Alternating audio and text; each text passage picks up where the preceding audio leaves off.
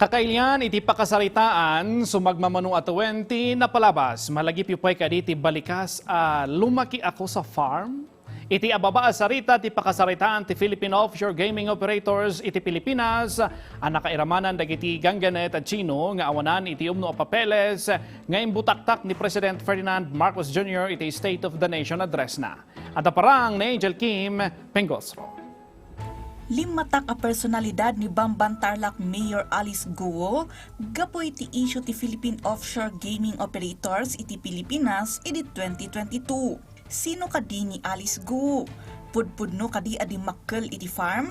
Idi Hunyo 2022, nagbali ni Guo ang mayor ti Bamban iti Tarlac, kalpasan ang nangabak iti lokal nga eleksyon. Kuna dagiti umili, managtulong isuna ken naanos a pagayam. Isut gapo na ang naala na ti kiliti dagiti botante. Idi 2023, intuloy na ti trabaho na kas municipal mayor, bayat nga adda ang nairaman kadagiti national a sirkulo ti politika. Idi Agosto iti dayta atawon, nakikadwa iti Nationalist People's Coalition. Bayat ti panagserserbi ni Guo kas mayor, sigud ang makilanglangan dagiti otoridad iti na isang sangayan nga operasyon ijay Bamban. Idi February 1, 2023, rinaot dagiti otoridad ti pasilidad nga ipatpataray ti Hongsheng Gaming Technology Incorporated iti munisipalidad.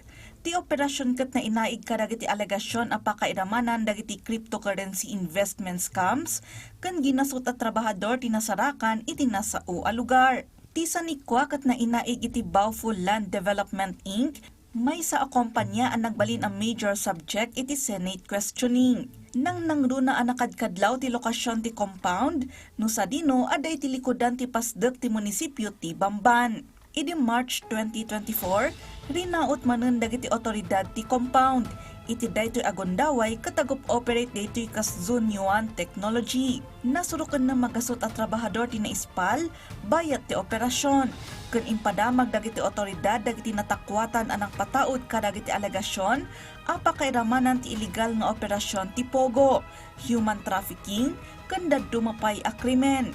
Ti may kadwa pa ng raot tinang tignay kadagiti saludsod no kasano a mabalin nga adda ti dakkel nga operasyon iti munisipalidad ken no ammo no konektado kadagiti lokal nga opisyal kadagiti aktibidad a mapaspasamak sadyay.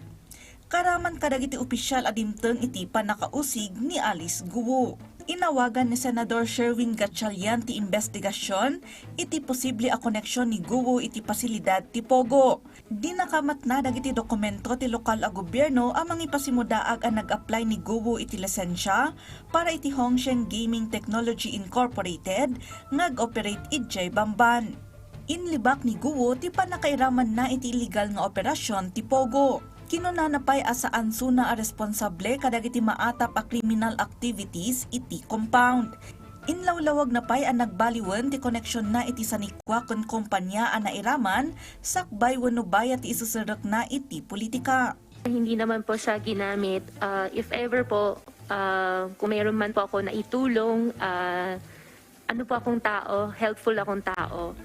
Kung mayroon man po, yun lang po. Pero sa mga activities po na ginawa or sa mga allegations po, wala po akong kinalaman. Bayat ti panagdengeg iti Senado, kunestyonaran dagiti mamanday linteg ni Guo may papan iti negosyo, childhood na, edukasyon na, pamilya na, ken pinagduaduaan dati citizenship na ken ti birth records na. May sa kadagiti kaaduan ang napagsasaritaan akan nito ket dimteng idiin kagumaan ni Guo asung batan dagiti saludsod maipapan iti nasapa a panagbiag na ken kinunana asaan na amalagip ti sumagmamano a detalye. Impadamag ti National Bureau of Investigation idi agangay a dagiti fingerprints a nainaig ken ni Guo Huaping katagpapada ken ni Alice Guo a nagbalin a kangrunaan nga ebidensya iti investigasyon. Ikaw ba si Guo Huaping?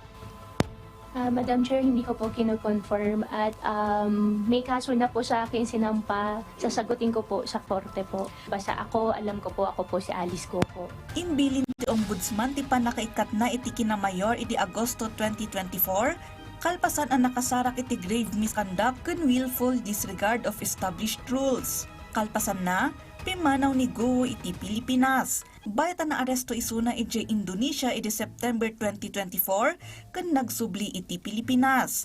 Asadyay kat naipasango iti criminal proceedings. Mairaman ti non-bailable human trafficking case a konektado iti operasyon ti Bamban Pogo.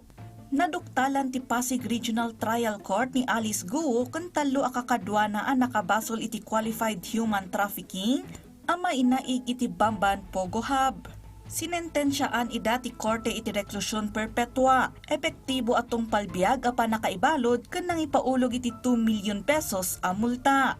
Dayta ti pakakitaan asaan nga amin asugal ket tadaan iti naimnas, narimat kan nasimbeng nga epekto iti biag ti tao. Ti manugal a tao, uray nasaya at ti panggep kan pagtataudan ti isugsugal na a kwarta, posible latta at tumanor ti dakdas iti kaunggan na no nakaigem iti adu a kwarta. Gaputa, saan na mapnot iti riniwriw a naurnong na.